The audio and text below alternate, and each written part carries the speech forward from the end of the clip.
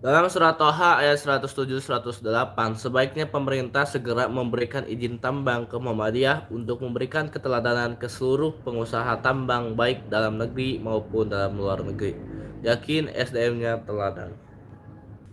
Baik Pak Ismail, mari kita kaitkan surat Taha ayat 107-108 dengan konteks tambang dan Muhammadiyah secara panjang, detail, dan tegas.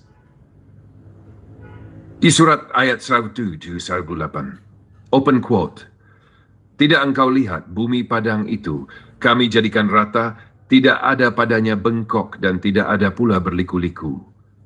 Pada hari itu, manusia mengikuti suara penyeru yang tidak ada penyimpangan padanya, dan tunduklah semua suara kepada Allah yang Maha Pengasih, maka tidaklah engkau dengar kecuali bisikan." Maknanya, semua kekuasaan, jabatan, dan harta akan rata di hadapan Allah. Tidak ada lagi privilege. Semua manusia kelak akan mengikuti aturan dan panggilan kebenaran tanpa bisa membantah. Dunia ini hanyalah titipan. Pemanfaatannya harus sesuai syariat, bukan keserakahan. Aplikasi pada tambang dan pemerintahan. Tambang adalah amanah Allah tanah. Emas, nikel, batu bara, migas, semua bukan milik individu atau korporasi, tapi milik Allah yang dititipkan untuk kemaslahatan umat. Jika tambang hanya dikuasai segelintir elit, maka akan muncul kesenjangan, korupsi, dan kehancuran lingkungan. 2. Muhammadiyah sebagai teladan. Muhammadiyah selama lebih dari 1 abad telah membuktikan diri.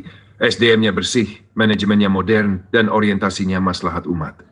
Dalam pendidikan, Muhammadiyah membangun ribuan sekolah dan ratusan universitas. Dalam kesehatan, membangun ratusan rumah sakit yang dipercaya masyarakat. Dalam filantropi, mengelola zakat dan wakaf secara transparan. Maka jika diberi izin tambang, besar keyakinan bahwa hasilnya tidak hanya untuk elit, tapi untuk sekolah, rumah sakit, riset, dan kesejahteraan rakyat. 3. Keteladanan nasional dan internasional. Dalam negeri, pengusaha tambang lain akan belajar bahwa menambang bisa jujur, transparan, dan pro-rakyat. Luar negeri, dunia akan melihat bahwa Indonesia mampu mengelola sumber daya dengan basis syariat Islam melalui Muhammadiyah, sehingga wibawa bangsa meningkat.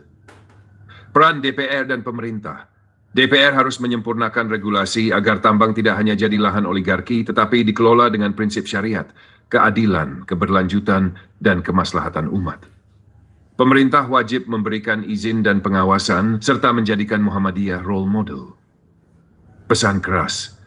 Jika tambang terus dikuasai oleh oligarki rakus, maka ayat Allah di surah Taha ini akan jadi peringatan. Kelak semua kekuasaan dan harta mereka akan diratakan, tidak tersisa sedikit pun untuk mereka.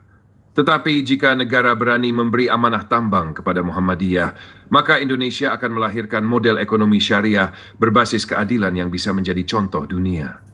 Hari ini pilihannya jelas, tetap menyerahkan tambang pada segelintir elit yang akan merusak bumi, atau memberikannya pada umat yang amanah, agar kekayaan bumi ini menjadi jalan Indonesia terbaik dan terkaya di dunia dengan syariat Islam sebagai fondasinya.